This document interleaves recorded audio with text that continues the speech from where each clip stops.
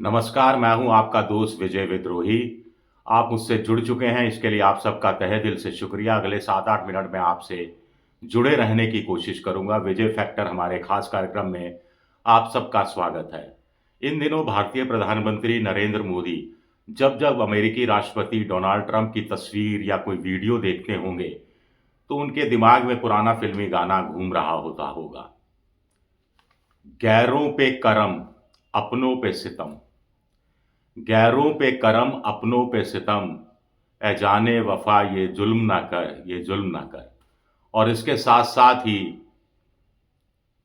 मोदी को गालिब का शेर याद आता होगा, हमको उनसे है वफा की उम्मीद, जो नहीं जानते वफा क्या है। तो मोदी को डोनाल्ड ट्रंप ने अपने राष्ट्रपति का जो शपथ ग्रहण समारोह है उसमें नहीं बुलाया।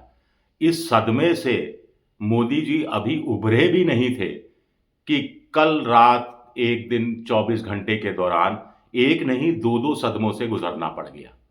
एक, डोनाल्ड ट्रंप ने खुद चीन के राष्ट्रपति शी जिनपिंग को फोन किया और फोन पर ट्रेड से संबंधित, ताइवान से संबंधित, आपसी रिश्तों के संबंधित, टिकटॉक से संबंधित बहुत सारी ढेर सारी बातें की। ये फोन मोदी जी को नहीं आया।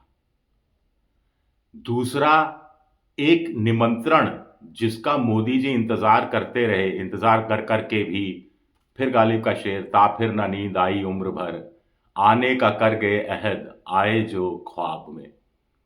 तो खैर, अंबानी जी को निमंत्रण आ गया, मिस्टर एंड मिसेस अंबानी जा रहे हैं, और मोदी जी को बुलाया तक नहीं गया।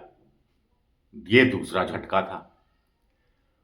कुछ लोग कह रहे हैं कि Mrs and Mrs Ambani, mister and Mrs Ambani को नहीं जाना चाहिए, कि हमारे राष्ट्र प्रधानमंत्री को नहीं बुलाया तो देश का अपमान हो गया, 140 करोड़ की जनता का अपमान हो गया, तो हम भी नहीं आएंगे। ऐसा नहीं होता है।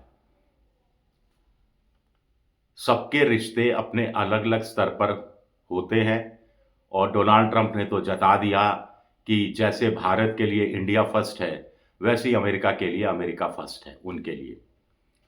कहाँ तो भारत ये उम्मीद करता था और चीन से थोड़े बहुत पंगे भी ले लेता था कि डोनाल्ड ट्रंप उनकी मदद के लिए आएंगे, या फिर भारत इस उम्मीद में था कि भारत इतना बड़ा दुनिया का बाजार है और अमेरिका एक बनिया देश है, उसको भारत के बाजार की हमेशा ज़रूरत पड़ेगी, वो भारत को किसी कीमत पर नाराज़ हो कराकर चल ही नहीं सकता। और दूसरा, क्योंकि चीन के खिलाफ आर्थिक लड़ाई, आर्थिक युद्ध जैसी स्थिति ट्रंप ने पैदा कर दी थी, तो ज़ाहिरा तौर पर भारत बहुत बड़ा साथी बनता अमेरिका का। लेकिन ये क्या किया? ये तो चाणक्य नीति को भी मात कर दिया ट्रंप ने। दोस्त के दुश्मन के साथ हाथ मिला लिया और दोस्त को हाशिए पर छोड़ दिया।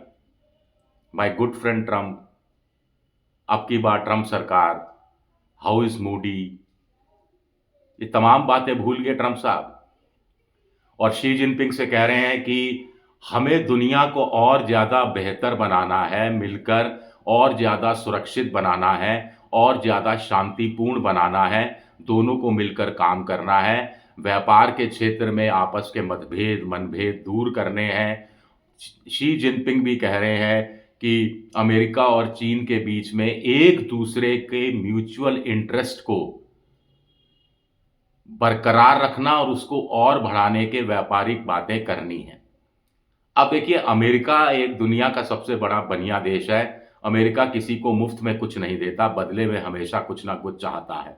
एक, और चीन के बारे में कहा जाता है कि चीन के लिए कि कोई सौदा चूकना नहीं है, कोई सौदा छोड़ना नहीं है, और हर सौदे में मुनाफा कमाना है। भले ही 1% कमाएं, भले ही आधा टका कमाएं, लेकिन कमाना है, और सौदा छोड़ना नहीं है। और यहाँ तो अंतर्राष्ट्रीय जगत पर जब चीन की आर्थिक स्थिति अच्छी नहीं है, उनकी जीडीपी घट रही है, और ऐसे में अमेरिका उन पर धमकी दे रहा था ट्रंप साहब कि 10% इम्पोर्ट सब पर, सारे गुड्स पर लगा देंगे, और चीन से जो माल आ रहा है उस पर 50%, 60% तक इम्पोर्ट ड्यूटी लगा देंगे। तो कहीं ना कहीं ये डराने वाली बात थी ट्रंप की तरफ से। ट्रंप इस बहाने चीन के साथ बैठना चाहते थे, बातचीत करना चाहते थे, मामले को सुलझाना चाहते थे और एक समझौता करना चाहते थे, बीच का रास्ता निकालना चाहते थे और इसलिए उन्होंने भारत की भी कोई परवाह नहीं की है। क्वाड का एक सदस्य भारत है और अमेरिकी राष्ट्रपति जिस दिन शपथ ग्रहण करेंगे, उसके अगले एक आध दिन में क्वाड की बैठक होने वाली है, जिसमें ऑस्ट्रेलिया है, भारत है, अमेरिका है। तो भारत की इज्जत वहां तो बची हुई है। लेकिन अभी तो जाते-जाते जो बाइडेन ने ही रूस से तेल जो भारत सस्ते दाम पर आयात करता था, उस पर प्रतिबंध लगा दिया था और भारत सरकार ने तुरंत इसे स्वीकार भी कर लिया था। ये कूटनीतिक कमजोरी मानी जाए या क्या माना जाए, ये मैं आप पर छोड़ता हूं। लेकिन भारत की कुल मिलाकर अमेरिका के साथ जो व्यापारिक रिश्ते रहे, जो सामरिक रिश्ते रहे, जो कूटनीतिक रिश्ते रहे, उनकी अग्नि परीक्षा का दौर है। ट्रंप पता नहीं किस बात से लेकर नाराज हैं भारत से। कुछ लोग कहते हैं कि जब ट्रंप चुनाव प्रचार में लगे थे, तब भारतीय प्रधानमंत्री का अमेरिका जाना हुआ था। ट्रंप ने खुद इच्छा ज़ाहिर की थी कि मोदी जी थोड़ी देर के लिए मिल लें, ताकि इंडिया डायस्पोरा को प्रभावित किया जा सके।